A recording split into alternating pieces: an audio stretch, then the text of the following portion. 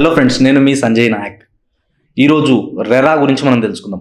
ఎందుకంటే చాలామంది కస్టమర్స్, చాలామంది ఇన్వెస్టర్స్ కూడా ఏంటంటే ప్రాపర్టీస్ కొనాలి, ప్లాట్స్లలో ఇన్వెస్ట్మెంట్ చేయాలి అని చెప్పి చాలామంది చూస్తూ ఉన్నారు. బట్ చాలామందికి ఒక భయం ఉంటుంది, ఏంటంటే రియల్ ఎస్టేట్లో ఇన్వెస్ట్మెంట్ చేస్తే సేఫేనా, ఎక్కడ ఇన్వెస్ట్మెంట్ చేయాలి, ఇన్వెస్ట్మెంట్ చేసేటప్పుడు ఎలాంటి రూల్స్ రెగ్యులేషన్స్ ఉంటాయి, సో ఎలాంటి డాక్యుమెంటేషన్ చూడాలి, ఇవన్నీ చాలామందికి ఒక డౌట్ ఉంటుంది.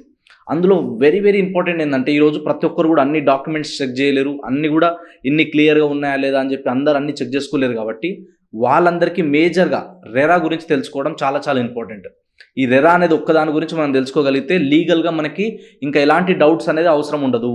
ఎందుకంటే రెరా అనేది అంత పవర్ఫుల్. అసలు ఈ రెరా ఏంటి, దీని గురించి ఫుల్ డీటెయిల్స్ తెలుసుకునే ముందు వీడియోని ఎండ్ వరకు చూడండి, చాలా ఇన్ఫర్మేటివ్ వీడియో అవుతుంది ఖచ్చితంగా.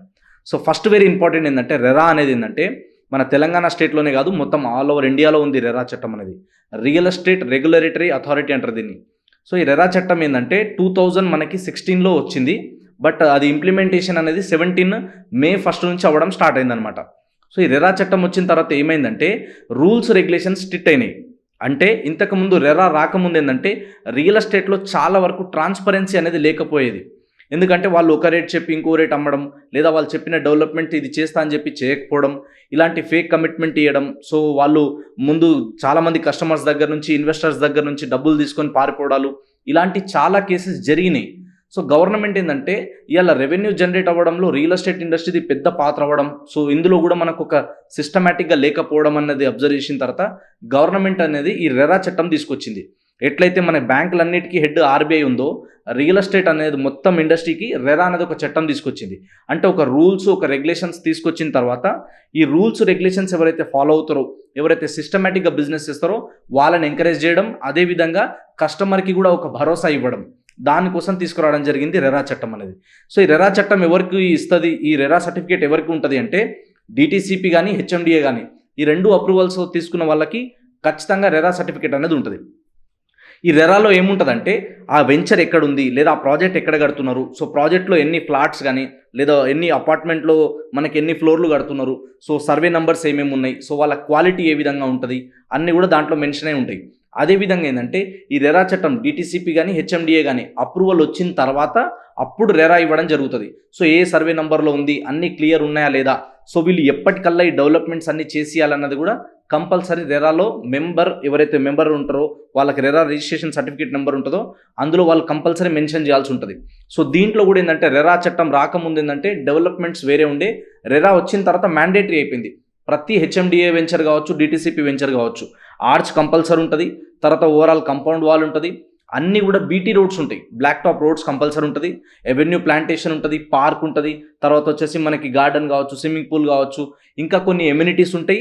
అదేవిధంగా 10% నుంచి 20% వరకు ఓపెన్ స్పేస్ అనేది కంపల్సరీ ఉంటుంది. అండ్ రోడ్ విడ్త్ కూడా మినిమం 30 ఫీట్స్, 33 ఫీట్స్, 40, 60 అలా డిపెండ్స్ అపాన్ వెంచర్ని బేస్ చేసుకొని పెద్ద లేఅవుట్ అయితే ఇంకా ఎక్కువ కూడా ఉంటుంది. సో ఈ రెరా చట్టం ఎవరికి వర్తిస్తుంది అంటే కనీసం 1 ఎకరం డిటీసీపీ కావచ్చు, హెచ్ఎండిఏ లిమిట్స్లో ఏదైతే వెంచర్ ఇస్తారో ఆ 1 ఎకరానికన్నా ఎక్కువ ఉంటే కంపల్సరీ రెరా సర్టిఫికేట్ అనేది ఉండాలి. సో రెరా సర్టిఫికేట్ తీసుకుంటే మనకి ఏమవుతుందంటే చెప్పిన డెవలప్మెంట్స్ డెవలపర్ కంపల్సరీ చేసి ఇవ్వాల్సి వస్తుంది. చెప్పిన డెవలప్మెంట్ చేయకపోతే వాటికి ఖచ్చితంగా రెరా అనేది ముందుకు వచ్చి కంపల్సరీ లీగల్ యాక్షన్ తీసుకోవడం జరుగుతుంది.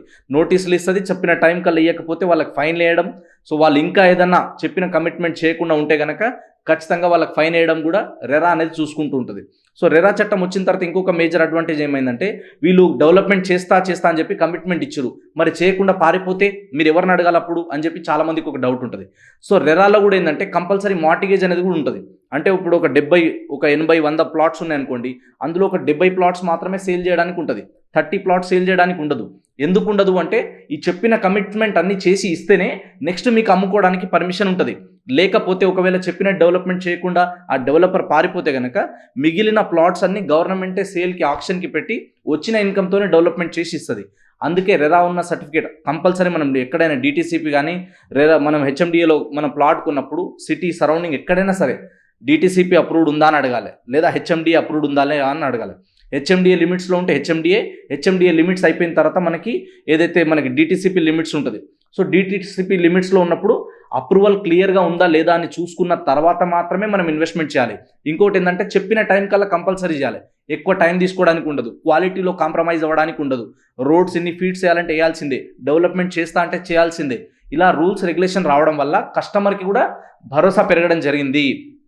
ట్రాన్స్పరెన్సీ ఉంటుంది. మీరు కట్టిన అమౌంట్ వాళ్ళు మిస్యూజ్ చేయకుండా మీ ప్రాజెక్ట్ కోసమే ఖర్చు చేయడం, మీకు చెప్పిన డెవలప్మెంట్స్ అన్ని చేసి ఇవ్వడం కోసమే రెరా రావడం జరిగిందనమాట.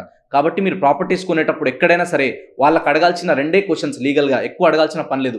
ఒకటి DTCP అయితే DTCP, HMD అయితే HMDA అప్రూవ్డ్ ఉందా లేదా అని అడగాలి. ఉంది అన్న తర్వాత రెరా అప్రూవ్డ్ ఉందా లేదా అని అడగాలి. RERA certificate, DTCP approved proceeding copies మీకు ఇస్తే మీరు లీగల్గా ఇంకా లింక్ డాక్యుమెంట్స్ ఉన్నాయా, ఈసీ ఇస్తారా, ఇవన్నీ అడగాల్సిన పని కూడా ఉండదు అనమాట. అంత క్లియర్ ఉంటుంది.